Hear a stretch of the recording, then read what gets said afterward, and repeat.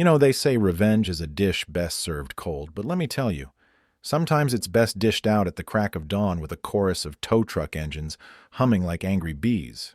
Yeah, that's how I finally got even with the neighborhood tyrant who turned my slice of heaven into a battlefield. Picture this.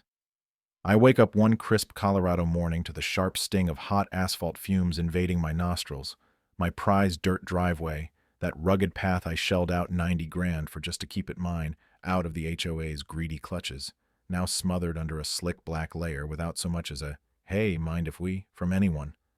Fence posts yanked out like weeds, survey stakes hammered to bits, and then, the cherry on top, a smug little bill for $3,500 slapped in my mailbox, demanding I pay up for this so-called neighborhood enhancement, plus ongoing fees, as if I'd begged for their meddling. Man, that lit a fire in me like nothing else. My name's Jack Harlan, and 4 years back I thought I'd struck gold retiring to this 3-acre haven in the Rocky foothills, right on the fringe of Pinecrest Meadows subdivision. Sold my paving business in Denver. Packed up with my wife Sarah, who's this no-nonsense elementary school teacher with a smile that could melt glaciers, and our daughter Emily, 16, and laser-focused on her soccer dreams and dodging high school drama. We bought the place for the quiet, the way that gravel crunched under our tires like fresh popcorn, keeping things slow and private, especially since I'd snagged the access road as a separate deed, a clever carve-out from the old-timer who owned it before, Harlan Thompson, back in '85, just to sidestep any community busybodies. Evenings were pure bliss, Sarah's lavender blooming in the breeze, birds chirping their lullabies, us sipping coffee on the porch watching the sun dip behind the peaks, until Karen Whitaker crashed the party, this real estate shark masquerading as HOA queen with her flashy red SUV-plated elite prop, and a knack for turning molehills into lawsuits over stuff like mismatched fence paint or too many bird feeders. She'd been ruling that board for 4 years, squeezing folks dry with fines while padding her own listings, always framing her power grabs as elevating standards. Yeah, right, more like elevating her bank account. It kicked off that fateful April Tuesday, the growl of machinery shaking me from my coffee ritual. I bolt outside, and there's this crew laying down pavement like it's their God-given right, foreman waving a work order signed by Karen herself, calling it the Pinecrest Grand Gateway Project. My blood boils as I watch them toss my posts aside, smash those markers I'd paid pros to set, storming to her office in that rundown strip mall, boots crunching gravel dust. I find her perched like royalty amid her shiny plaques, that fake smile slicing the air. "We're just modernizing your outdated trail, Jack," she drawls, dripping condescension. "The old owner mentioned sharing it someday.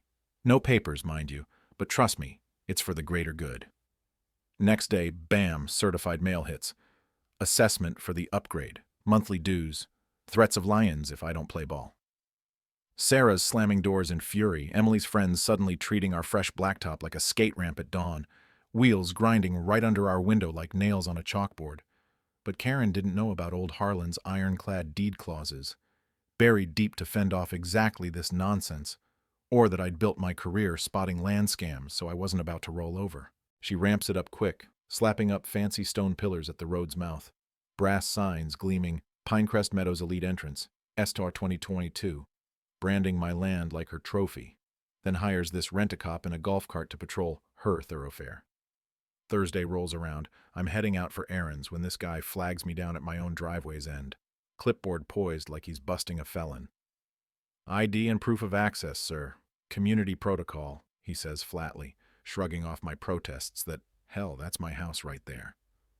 The rage tastes metallic, bitter. I mean, getting carded to reach your front door. That's when I knew this wasn't just pettiness. It was a calculated squeeze, extortion dressed as safety theater, something I'd seen shady developers pull to bully owners into submission. I hit back quietly at first, filing with the county. Turns out 0 permits for any of it, so within days, orange stop work notices flap on her pretty pillars like victory flags. Karen's petty streak shines.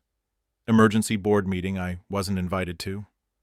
But my neighbor Tom Riley, this grizzled ex-cop with ears like a bat and a habit for late-night walks, catches the gist. Her ranting about me sabotaging values, board voting daily fines for neglecting shared space. Certified letter brands me an outsider in my own backyard. Even the mail guy looks sheepish handing it over. Then the mind games. Awareness drives, where her cronies whisper warnings to Sarah at the store. making her hands shake as she unpacks groceries. They called you a troublemaker, Jack. Hinted we might need to sell if things get rough. Emily starts drawing curtains midday, muttering about living under a microscope, her usual spark dimmed by the constant eyes. Deep down, it gnawed at me. This wasn't random. Karen's moves screamed desperation, maybe tied to her realtor gigs, jealousy over our independent streak, or some power trip from her own failed deals.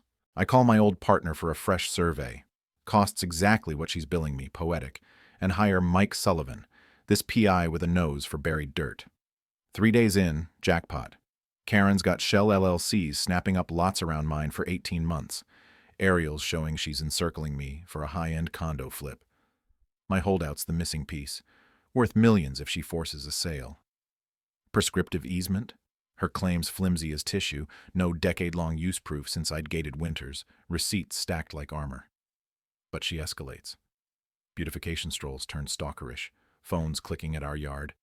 Facebook blasts are questionable gnomes. County files vanish. Clerk, her niece no less, demands reapplication fees, stalling access for months like a shakedown. Sabotage hits hard. Irrigation sliced during a scorcher, roses wilting in the heat. Phone rings, Karen's voice oozing fake sympathy. Heard you're digging up our road. That'll need approval and a deposit, Jack. Her lawyers fire off injunctions to yank my stakes, claiming harassment while she's the one wrecking my peace. But cracks show.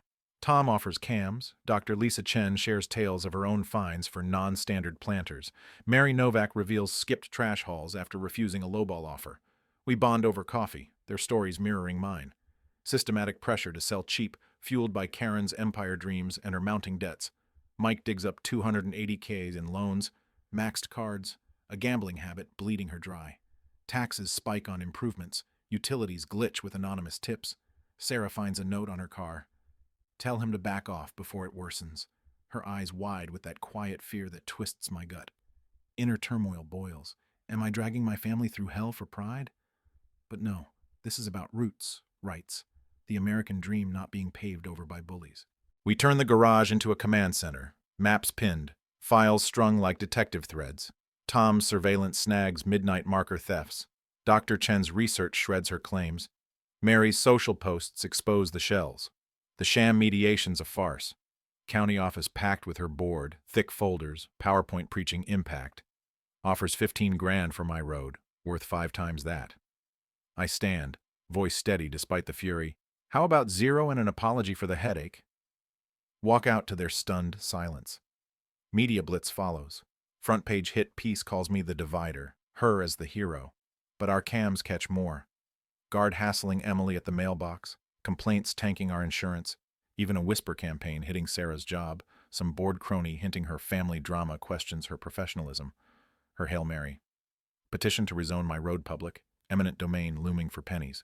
But our net tightens. Mike's basement dive unearths Harlan's perpetual privacy clause, ironclad against HOA grabs. Financials show her borrowing millions on phantom dues, quarterly crunch in weeks. Corruption deepens. Her brother-in-law commissioner pocketed no-bid gigs, rubber stamping violations, insurance fraud on past holdouts, EPA flags for wetland wrecking, federal bait. Allies solidify. Dr. Chen profiles Karen's narcissistic spiral, predicting meltdown. Rachel Goldman, my shark attorney, plots simultaneous suits and complaints. We bait her, filing quiet, letting her overreach. Midnight cruise, slap speed bumps, no parking signs. Sarah records Karen's bribe in the lot. 25K cash for the stress, think of Emily's future, admitting embezzled funds like a fool. Vandalism peaks, mailbox bashed, grass poisoned spelling cell, house paint splattered, Tom's footage nails board members. Community fractures. Her expulsion meeting erupts in shouts for transparency. Families bolt the HOA. Law stirs. Deputy logs it all. Patrols amp up. Her finale. Action day. Mob with tools storming my markers. Tom calls backup. I film as Deputy Ramirez halts them. Karen waves bolt cutters, screeching, "He's ruining us! Protect our values!" Cuffs click. Her meltdown broadcast live, admissions of forcing sales, corruption spilling like vomit. Jail for 72, accounts iced, empire crumbles, foreclosures, policy voids, embezzlement exposed at 112. Trials thunder, 8 years federal for RICO, fraud, eco-crimes, victim statements, gut-wrenching, Sarah's voice cracking on our terror, Emily's resilience shining, forfeits fund restores, wetlands bloom, wildlife returns, my road a trail linking preserves, values soar 40%, new board under Dr. Chen slashes dues, adds openness, legislation births Colorado Owner Shield Act, echoing nationwide. Sunset on our porch now, Sarah's hand in mine, birdsong pure, no rumbles, just peace.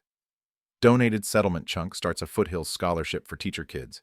Emily's essay wins her college ride in eco-design. Karen's house? Community hub for mediation classes. Sweet irony. But here's the linger. Was it justice or just another power flip? HOAs meant to unite, yet they breed these monsters. Right or wrong, where's the line between community good and personal greed? Drop your thoughts below. Ever battle a neighborhood bully? Share your war stories. Debate if folks like me went too far or not enough. Hit subscribe for more real-life triumphs over the Karens of the world. And let's keep the convo going.